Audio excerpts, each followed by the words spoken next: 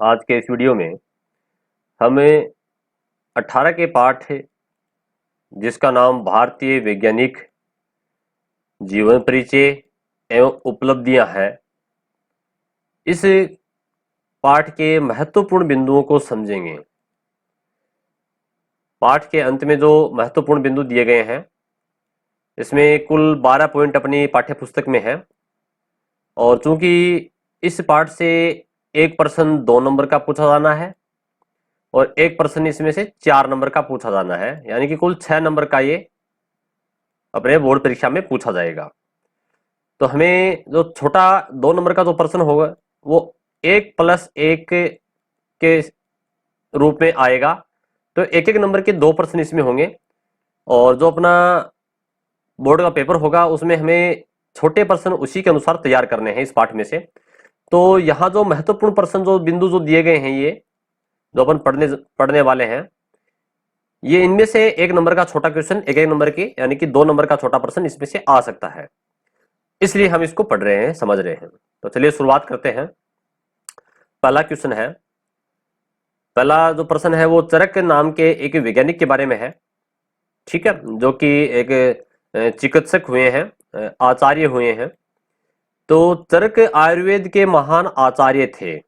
आयुर्वेद जो विज्ञान है, ठीक है, औषधियां जो है आयुर्वेदिक दवाइयां औषधियां उनके बारे में सबसे पहले इन्होंने ही बताया था।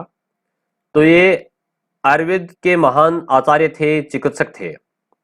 चरक संहिता लगभग 20 शताब्दी पहले उनके द्वारा रचा गया ग्रंथ है। देखो बोर्ड एग्जाम में यहां से क्वेश्चन बन के आ सकता है कि चरक द्वारा लिखित ग्रंथ कौन सा है, तो नाम है चरक संहिता, ठीक है। यह संस्कृत भाषा में है और ये भाषा का आपको याद रखना है, इसकी जो ग्रंथ की भाषा है वो है संस्कृत भाषा। अब इस ग्रंथ में है क्या, ठीक है, चरक संहिता में किसका वर्णन है, तो ये भी आपको याद रखना है कि इसमें शरीर रचना कि हमारा शरीर किस प्रकार से बना है, रोग यानी कि शरीर में किस प्रकार से कौन कौन से रोग होते हैं एवं उनकी चिकित्सा के बारे में विस्तार से वर्णन है, यानी कि रोगों का इलाज उपचार उसके बारे में इस ग्रंथ में चरक संहिता में बताया गया है। ये तो बात हुई चरक के बारे में। फिर नेक्स्ट है सुश्रुत, ठीक है, ये भी एक चिकित्सक हुए हैं। सुश्रुत प्राचीन भारत के महान शल्य चिकित्सक थे। शल्य चिकित्सक यानी कि सर्जरी बोल दीजिए या अपन जिसको चिराफाड़ी कहते हैं, ऑपरेशन कहते हैं, ठीक है, एक प्रकार से सर्जरी के डॉक्टर थे। लगभग 26 शताब्दी पहले ही इन्होंने सिजेरियन ऑपरेशन, आपूर्ति दोष तथा प्लास्टिक सर्जरी जैसी चिकित्सकीय क्रियाओं का ज्ञान दुनिया को कराया था। यानी कि इनको प्लास्टिक सर्जरी का पिता भी कहा जाता है क्योंकि प्लास्टिक सर्जरी भी करते थे उस समय। और सिजेरियन ऑपरेशन यानी कि चीराफाड़ी करके नाक कान गले का आंखों का इनका ऑपरेशन भी ये किया करते थे। फिर नेक्स्ट वैज्ञानिक जो है वो है सीवी रमन, ठीक है, सर सीवी रमन। इनका जन्म 1888 में तिरुचिरापल्ली में हुआ। और देखो जो वैज्ञानिकों का जीवन परिचय है उसमें उनका जन्म, उनकी शिक्षा, ठीक है, उन्होंने कहां कहां से कौन कौन सी उपाधि धारण की हैं या उपलब्धियां प्राप्त की हैं और उनमें उन्होंने अपने उपलब्धियों में यानी कि कौन कौन से पुरस्कार उन्होंने जीते हैं, किसकी खोज की, ठीक, किस क्षेत्र के वैज्ञानिक थे, ये सारी बातें अपन को पता होनी चाहिए। तो जीवन परिचय में अपन अगर बात करें तो इन्होंने 1888 में इनका जन्म हुआ था और तिरुचिरापल्ली में हुआ था और 19 वर्ष की अल्प आयु में भारत सरकार द्वारा अर्थ विभाग में उप महालेखापाल नियुक्त हुए थे। अर्थ विभाग जो है वो डाकतार विभाग है और उसमें ये उप महालेखापाल के ऊपर ये नियुक्त हुए थे पहले, ठीक है, लेकिन उन्होंने फिर ये नौकरी छोड़ करके उसके बाद में भौतिक विज्ञान के अंदर ये काम शुरू किया अपना। वो आगे आएगा कि इन्होंने क्या कौन सा काम किया है। अगले पॉइंट में है डॉक्टर रमन द्वारा खोजे गए विश्व प्रसिद्ध रमन प्रभाव। रमन ने कौन सा प्रभाव खोजा, रमन प्रभाव। 1930 में उन्हें नोबेल पुरस्कार दिया गया, ये बहुत इंपॉर्टेंट है। 1930 में इनको नोबेल पुरस्कार जो कि पूरे विश्व के 6 क्षेत्रों में दिया जाता है, विज्ञान के क्षेत्र में, भौतिक विज्ञान के क्षेत्र में 1930 में रमन, सीवी रमन को दिया गया था। अब देखो रमन प्रभाव है क्या, थोड़ा सा वो भी अपन समझ लेते हैं। रमन प्रभाव के अनुसार जब प्रकाश किसी पारदर्शी माध्यम से गुजारा जाता है, कोई पारदर्शी माध्यम जैसे पानी हो सकता है, ठीक है, तरल पदार्थ है, पारदर्शी होना चाहिए, तो प्रकीर्णन के कारण, प्रकीर्णन का मतलब होता है जब प्रकाश के कण किसी माध्यम के कणों से टकराते हैं तो वो फैल जाते हैं। जैसे आकाश का रंग नीला दिखता है, समुद्र का पानी नीला दिखता है, वो प्रकीर्णन के कारण दिखता है। ठीक है, तो इन्होंने प्रकीर्णन के कारण उसकी आवर्ती बदल जाती है। यह बताया कि जब प्रकाश किसी पारदर्शी माध्यम में गुजरता है तो उसका प्रकीर्णन होता है, और प्रकीर्णन होने से उसकी आवर्ती बदल जाती है। आवर्ती यानी कि फ्रीक्वेंसी। ठीक है, उसकी जो तरंग दैर्ध्य है वो बदल जाती है। तो यहां पर हमने रमन प्रभाव के बारे में जानकारी प्राप्त की है। अगले जो वैज्ञानिक हैं वो हैं डॉक्टर होमी जहांगीर भाभा। तो 30 अक्टूबर 1909 को जन्मे, इनका जन्म हुआ था 30 अक्टूबर 1909 को। डॉक्टर होमी जहांगीर भाभा परमाणु शक्ति आयोग के प्रथम अध्यक्ष थे, यानी कि इन्होंने परमाणु ऊर्जा के ऊपर काम किया है, तो इसलिए परमाणु शक्ति आयोग के भारत में अध्यक्ष बनाए गए थे। इनके निर्देशन में रिएक्टरों, अब इनके निर्देशन में बड़ी बड़ी भट्टियों का निर्माण किया गया था, जिन्हें अपन रिएक्टर कहते हैं। तो वो जो रिएक्टर थे जैसे अप्सरा, साइरस, जर्लिना, आपको ये नाम याद रखने बहुत इंपॉर्टेंट है कि डॉक्टर होमी जहांगीर भाभा के निर्देशन में कौन कौन से रिएक्टरों की स्थापना की गई थी। तो अप्सरा, साइरस और जर्लिना आदि की स्थापना हुई थी। इन्होंने अंतरिक्ष किरणों में मेसोन की खोज की थी। देखो, इन्होंने अंतरिक्ष, बाह्य अंतरिक्ष से आने वाली जो कुछ ऐसी किरणें जो कि हमारे वायुमंडल में पहुंचती हैं, तो उनके ऊपर उन्होंने प्रयोग किया था। तो उन किरणों को या उन कणों को मेसोन नाम दिया गया, मेसोन कण कहा गया है। ठीक है, तो इन्होंने कौन सी अंतरिक्ष किरणों पर काम किया था? मेसोन के ऊपर, मेसोन को खोजा था।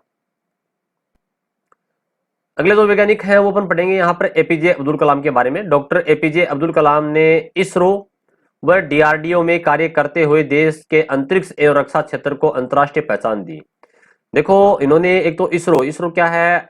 ISRO, इंडियन रिसर्च, ठीक है, IS का मतलब इंडियन स्पेस रिसर्च ऑर्गेनाइजेशन। ठीक है, जो कि एक अंतरिक्ष अनुसंधान केंद्र है अपना, और भारतीय अंतरिक्ष अनुसंधान केंद्र है। और डीआरडीओ जो है वो अपना डिफेंस यानी कि रक्षा से संबंधित है।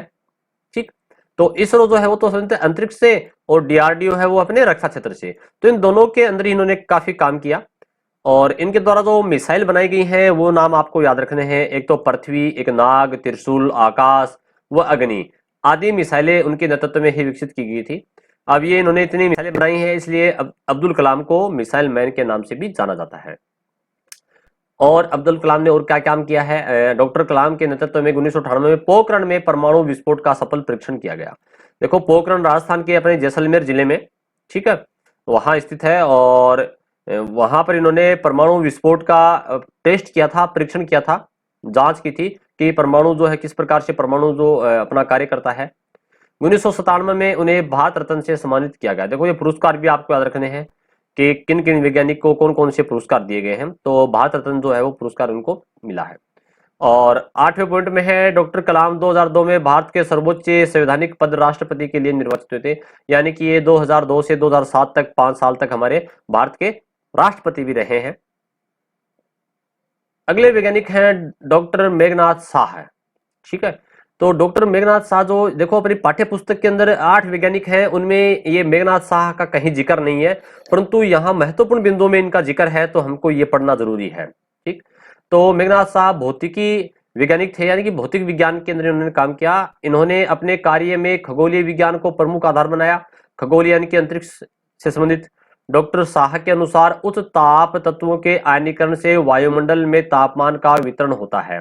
यानी कि हमारा जो वायुमंडल है उसमें तापमान का वितरण किस प्रकार से होता है, तो उनके बारे में उन्होंने बताया कि उच्च ताप तत्वों के आयनीकरण से, ठीक है, किसके कारण होता है? उच्च ताप तत्वों के आयनीकरण से वायुमंडल में तापमान का वितरण होता है। ये इनकी प्रमुख उपलब्धि थी, इसके बारे में इन्होंने बताया। अगले वैज्ञानिक जो है वो है डॉक्टर पंचानन माहेश्वरी, जिनको पी माहेश्वरी के नाम से भी जाना जाता है। ये अपने जयपुर के रहने वाले थे, और ये वनस्पति विज्ञानी थे, यानी कि पेड़ पौधों पर काम करने वाले वैज्ञानिक हुए हैं। इन्होंने पादप भ्रूण विज्ञान पर विशेष कार्य किया। पादप भ्रूण यानी कि पेड़ पौधों के अंदर जो बीज के अंदर जो भ्रूण बनता है, ठीक है, और उससे नया पौधा बनता है, तो उन्होंने ये बताया किस प्रकार से भ्रूण का विकास होता है। भ्रूण विज्ञान में पादप क्रिया के सहमिश्रण से फूलों के विभिन्न भागों में कृत्रिम पोषण द्वारा वर्गीकरण में सफलता प्राप्त की। इन्होंने क्या क्या, पौधे के फूल वाले भाग को पृथक कर लिया, पौधे से अलग कर लिया, और उसके बाद में कृत्रिम पोषण माध्यम में यानी कि संवर्धन माध्यम के अंदर, टेस्ट ट्यूब के अंदर उनका संवर्धन किया, और उससे सफलता हासिल की। उसके अंदर भी उन्होंने भ्रूण का विकास शुरू किया। नेक्स्ट वैज्ञानिक हैं डॉक्टर प्रफुल्ल चंद्र राय। ये रसायन विज्ञानी थे, यानी कि केमिस्ट्री रसायन के ऊपर इन्होंने काम किया है। इन्होंने अल्प पूंजी में अनेक औषधियां तैयार की थी, ठीक है, कम लागत के अंदर ही। और यह कार्य बंगाल केमिकल एंड फार्मास्यूटिकल वर्क्स में किया गया। यह कारखाना आगे प्रगति पर करोड़ों रुपए का हो गया था। यानी कि बंगाल के अंदर इन्होंने कौन सी वर्क्स यानी कि कारखाने की स्थापना की थी, उसका नाम था बंगाल केमिकल एंड फार्मास्यूटिकल वर्क्स, ठीक है, या कारखाना। इसके आधार पर ही देश में अनेक उद्योगों का सूत्रपात हुआ, यानी कि उसके बाद में और वैज्ञानिकों ने भी और फैक्ट्रियां जो कारखाने हैं वो स्थापित हुए। और अंतिम जो पॉइंट है वो है डॉक्टर सलीम अली के बारे में, ठीक है। डॉक्टर सलीम अली, जिनको बर्ड मैन ऑफ इंडिया के नाम से जाना जाता है। बर्ड यानी कि पक्षी, इन्होंने पक्षी, गौरैया पक्षी जिसको स्पेरो भी कहते हैं, उसके ऊपर काफी काम किया है। और इनका मुख्य रूप से बम्बई में पैदा हुए हैं, इसलिए इनकी जो पुस्तक है वो नीचे आएगी कि बॉम्बे नेचुरल हिस्ट्री सोसाइटी, ठीक है ना, ये भी इन्होंने स्थापित की है। तो आगे देखो क्या लिखा है कि बर्ड मैन ऑफ इंडिया के नाम से प्रसिद्ध हुए तथा ये भारत के प्राकृतिक वैज्ञानिकों के रूप में जाने जाते हैं। प्रकृति प्रेमी भी रहे हैं। अपना जो केवलादेव नेशनल पार्क है घाना पक्षी विहार भरतपुर में, उसकी स्थापना में के अंदर भी इसका प्रमुख रोल रहा है। इन्होंने पक्षियों पर अध्ययन किया है। इन्हीं के प्रयासों से बॉम्बे नेचुरल हिस्ट्री सोसाइटी की स्थापना हुई है। इनका मुख्य योगदान भरतपुर केवलादेव पक्षी अभयारण्य व साइलेंट वैली राष्ट्रीय पार्क की स्थापना के अंदर भी इनका प्रमुख योगदान रहा है, ठीक है। साइलेंट वैली राष्ट्रीय एक पार्क है ये, ठीक है। वैली का होता है घाटी, साइलेंट वैली यानी कि शांत घाटी। साइलेंट मानी होता है शांत, और वैली मानी घाटी होता है, शांत घाटी। जो एक नेशनल पार्क है वहां पर, उसके अंदर इन्होंने उस निर्माण के, उसको बचाने के लिए, क्योंकि वहां एक बांध का निर्माण हो रहा था, उसको बचाने के लिए इन्होंने काफी प्रयास किए हैं। तो इस प्रकार से हमने इस वीडियो में इस पाठ के जो महत्वपूर्ण बिंदु हैं उनकी जानकारी प्राप्त की। और मैंने जो 8 वैज्ञानिक अपने इस पाठ्य पुस्तक में है, इस पाठ के, उन 8 के लिए अलग अलग वीडियो डाल रखे हैं। तो आप इस अपने चैनल के अंदर जो 10th क्लास का जो अपना प्लेलिस्ट है उसके अंदर आप देख सकते हो। प्रत्येक चैप्टर के वीडियो मैंने अलग अलग टॉपिक के अकॉर्डिंग डिवाइड कर रखे हैं, बना रखे हैं। धन्यवाद।